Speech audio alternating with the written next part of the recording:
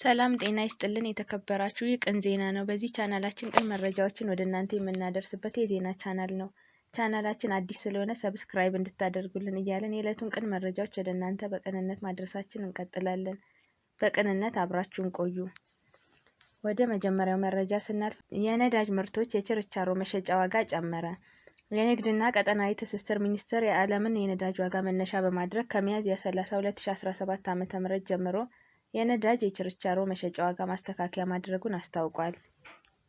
በዚህም መሰረት 1 ሊትር ቤንዚን 122 ብር ከ53 ሳንቲም፣ 1 ሊትር ኬሮሲን 116 ብር ከ49 ሳንቲም፣ 1 ሊትር ነጭ ናፍጣ 116 ብር ከ49 ሳንቲም፣ 1 ሊትር ቀላል ጥቁር ናፍጣ 106 ብር ከ77 ሳንቲም፣ 1 ሊትር ከባድ ጥቁር ናፍጣ 104 ብር ከ08 ሳንቲም፣ 1 ሊትር የአውሮፕላን ነዳጅ 109 ብር ከ56 ሳንቲም እንዲሸጥ መወሰኑን መረጃው አመልክቷል። በዚህም የቀላል ጥቁር ናፍጣ የሊትር መሸጫ ዋጋ 109 ብር ከ22 ሳንቲም የነበረ ሲሆን የ3 ብር ከ55 ሳንቲም ቅናሽ ማሳየቱን ለማወቅ ተችሏል።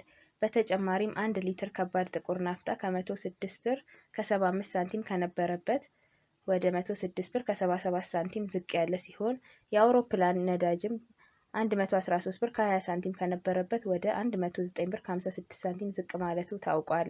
ባለፉት 3 ሳምንታት በወቅቱ ምላሽ ሳያገኙ የቆዩ ላሏቸው ጥያቄዎች ምላሽ እንዲሰጣቸው እየጠየቁ የሚገኙ የጤና ባለሙያዎች ላይ የማዋከብና ማሰር ድርጊቶች እየተፈጸሙ ነው ሲሉ የጤና ባለሙያዎች ገለጹ። ምላሽ ካላገኙ ስራ ለማቆም እንደሚገደዱም ገልጸዋል። የጠየቅነው ጥያቄ መኖርና ያለመኖር ነው። 12 ጥያቄዎችን ካቀረብን 25 ቀናት ሆኖናል። ጥያቄያችንን በግልጽ ከላይ እስከታች ላሉ አመራሮች ልከናል። ምላሽ ካላገኘን ለስራ ማቆሙ 4 ቀናት ናቸው የቀሩን። 4ቱን ቀናት ክፍት ያደረግነው ለወላዶች፣ ለድንገተኛ ህሙማን፣ ለእንቅስቃሴያችን እውቅና ለሌላቸው ታካሚዎች ነው። እስካሁን ለጥያቄዎቻችን አመርቂ ምላሽ የለም። ጥያቄዎቻችን ከመመለስ ይልቅ በአንዳንድ ቦታዎች የጤና ባለሙያዎችን የማሰር፣ የማንገላታት፣ የማዋከብ ነገሮች እያስተዋልን ነው። ይህ በፍጹም ተገቢ ያልሆነ መሆንም የሌለበት ድርጊት ነው። ጥያቄያችን ምንም አይነት የፖለቲካ ይዘት የሌለው ጥያቄው ዳቦ መግቡን የተባለበት ነው ብለዋል። ድርጊቱ ግለሰቦች የሚፈጽሙት ነው። እሰሯቸው ተብሎ ከመንግስት አቅጣጫ ወርዶላቸው ነው ብለን አናምንም። ነገር ግን ማንም ያድርገው ድርጊቱ አግባብ አይደለም። ለጥያቄዎቻቸው ምላሽ ካልተሰጣቸው ስለሚወስዱት የመጨረሻ እርምጃ በተመለከተ ምላሽ የማናገኝ ከሆነ ሙሉ በሙሉ ስራ ለማቆም እንገደዳለን። ምክንያቱም የራባቸው ባለሙያዎች ማከም አይችሉም ብለዋል።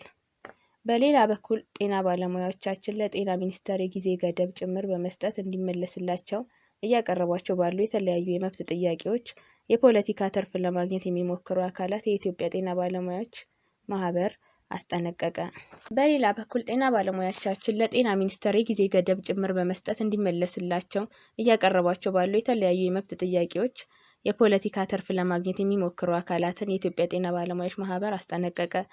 የጤና ባለሙያዎች ጥያቄ ብዙ ዓመታትን የቆየ እንጂ አሁን ካለው የሀገሪቱ የፖለቲካ ሁኔታ ጋር ምንም አይነት ግንኙነት የለውም።